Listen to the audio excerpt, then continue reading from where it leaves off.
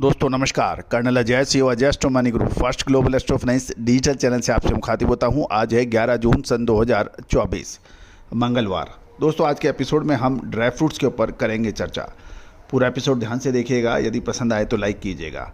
एक और महत्वपूर्ण सूचना, छोटे व मझोले व्यापारी एवं किसानों के लिए साप्ताहिक न्यूज़लेटर सर्विस के लिए आप संपर्क कर सकते हैं, जो कि मात्र 3,000 रुपये वार्षिक शुल्क पर उपलब्ध है। वीकली न्यूज़लेटर के लिए दिए गए नंबर्स पर संपर्क कर सकते हैं। जानिए रिपोर्ट विस्तार से। दोस्तों आज के एपिसोड में हम काजू यानी कैशो पर बात करेंगे। आपको याद होगा पिछले लगभग 2 महीने से हम लगातार आपको काजू के ऊपर अपडेट दे रहे हैं कि इसका उत्पादन प्रभावित हो सकता है और कमी हो सकती है, और काजू के अंदर निचले स्तर से काफ़ी अच्छी तेज़ी भी देखी गई।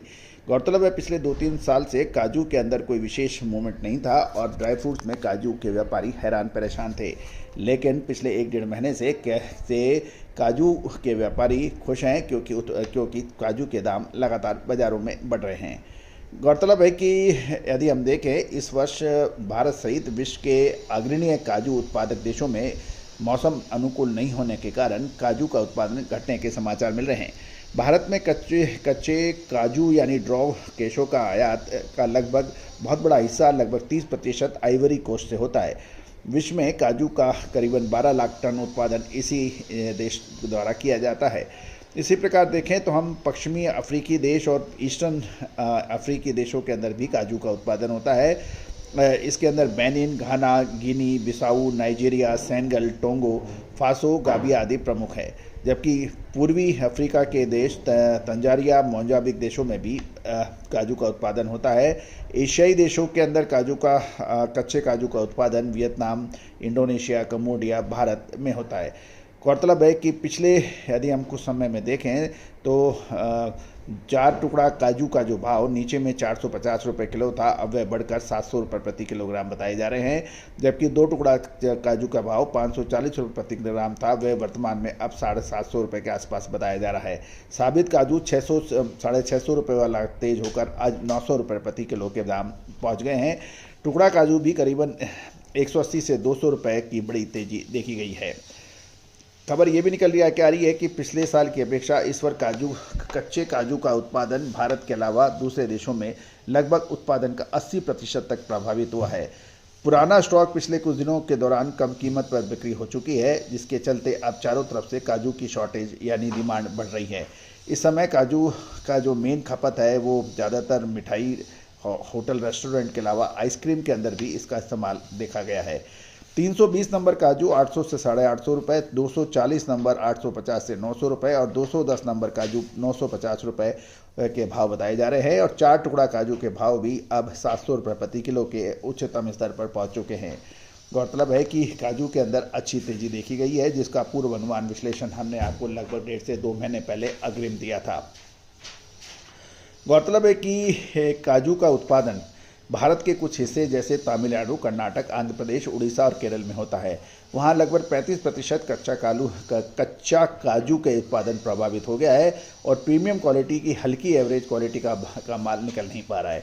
पिछले 1 महीने के दौरान काजू की कीमतों में लगातार तेज़ी दर्ज हो रही है, और क्योंकि इस समय काजू का उत्पादन और आवक अराइवल जो है वो परेशानियों में आ चुकी है।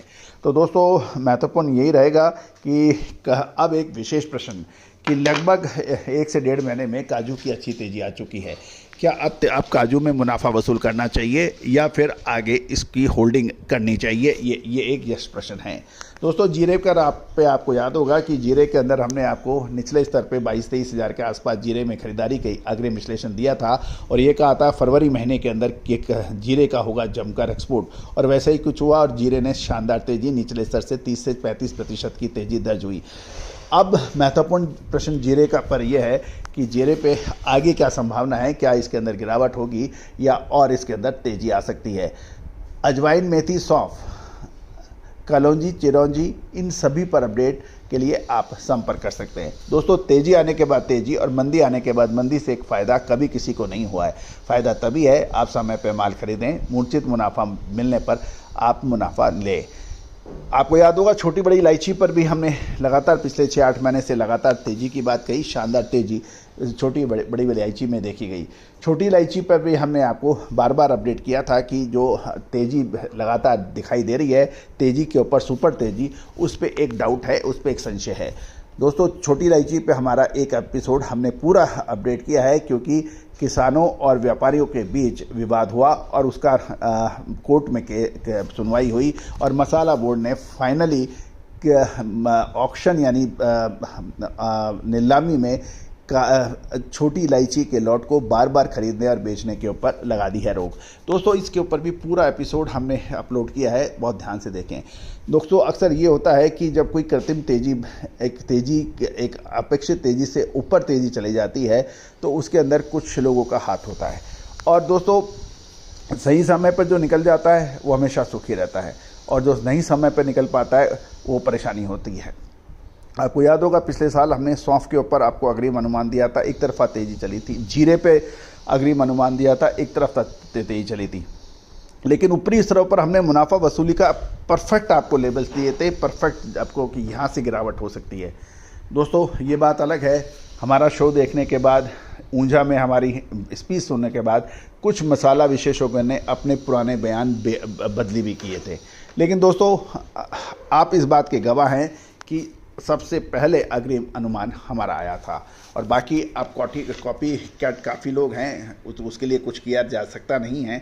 लेकिन निश्चित रूप से आप माने कि कॉटन, कपास, गेहूं, मक्का, बाजरा, मसाले और दालों के ऊपर देश का पहला चैनल है जो आपको सबसे पहले अग्रिम अनुमान देता है। मानसून पर अग्रिम अनुमान देता है, जो कि सत्य साबित हुए हैं। All the very best, good luck, happy trading.